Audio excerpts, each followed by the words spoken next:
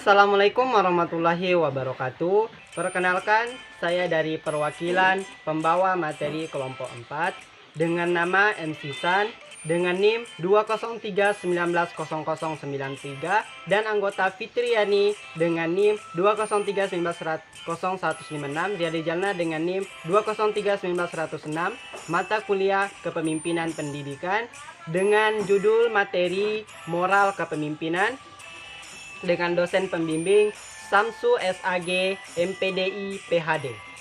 Atau moralis mempunyai arti yang pada dasarnya sama dengan moral, hanya ada nada lebih abstrak. Berbicara tentang moralitas suatu perbuatan, artinya segi moral suatu perbuatan atau baik buruknya perbuatan tersebut. Moralitas adalah sifat moral atau keseluruhan asas dan nilai yang berkenaan dengan baik dan buruk. Moral berasal dari bahasa Latin, kata mores, kemudian diterjemahkan menjadi aturan kesusilaan. Dalam bahasa sehari-hari, yang dimaksud dengan kesusilaan bukan mores, tetapi petunjuk-petunjuk untuk kehidupan sopan santun dan tidak cabul. Jadi, moral adalah aturan kesusilaan yang meliputi semua norma untuk kelakuan, perbuatan, tingkah laku yang baik. Nah, moral merupakan pengetahuan yang menyangkut budi pekerti manusia yang beradab. Moral juga berarti ajaran yang baik dan buruk, perbuatan dan kelakuan akhlak. Moralisasi berarti uraian atau pandangan ajaran tentang perbuatan dan kelakuan yang baik.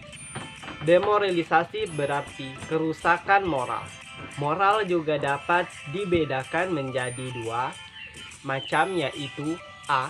Moral murni, yaitu moral yang terdapat pada setiap manusia sebagai suatu pengejawatan dari pancaran ilahi. Moral murni disebut juga hati nurani. B. Moral terapan adalah moral yang didapat dari ajaran pembagian ajaran filosofis, agama, adat yang menguasai pemutaran manusia. Sumaryono mengemukakan 3 faktor penentu moralitas perbuatan manusia, yaitu motivasi, tujuan akhir, lingkungan perbuatan. Moralitas adalah kualitas perbuatan manusia sehingga perbuatan itu dinyatakan baik atau buruk, benar atau salah. Moralitas intrinsik menentukan perbuatan itu benar atau salah berdasarkan hakikatnya, terlepas dari pengaruh hukum positif. Artinya, penentuan benar atau salah perbuatan tidak tergantung pada perintah atau larangan hukum positif. Misalnya, 1. Gotong royong membersihkan lingkungan tempat tinggal.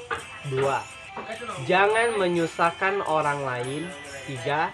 Berikanlah yang terbaik.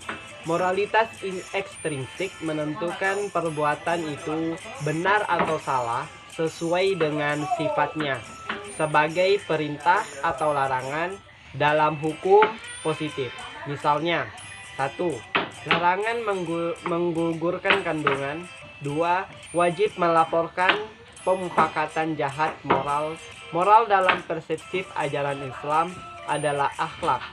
Oleh karena itu, pembahasan moral di sini lebih ditekankan pada pengertian akhlak, sebagaimana diungkapkan oleh Al-Ghazali dalam Ar-Rahman 1984 ayat 3. Akhlak adalah keadaan batin yang menjadi sumber lahirnya perbuatan yang muncul secara spontan tanpa memperhitungkan untung dan rugi.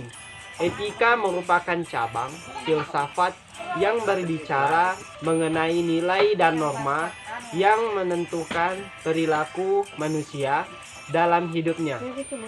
Etika adalah sebuah refleksi kritis dan rasional mengenai nilai dan norma yang menentukan dan terwujud dalam sikap dan pola perilaku hidup manusia, baik secara pribadi maupun sebagai kelompok. Burhanuddin Salam 1997 ayat 1. Pernyataan akhlak berasal dari bahasa Arab akhlak, bentuk jamak dari huluk atau hulk yang secara logha bahasa berarti budi pekerti, perangai, tingkah laku atau tabiat. Muhammad Daud Alim 2002 346. Kalimat tersebut mengandung persesuaian dengan perkataan hulkun yang artinya kejadian dan sangat erat hubungannya dengan kata khalikun yang berarti pencipta, serta pula kaitannya dengan kata makhlukun yang berarti diciptakan.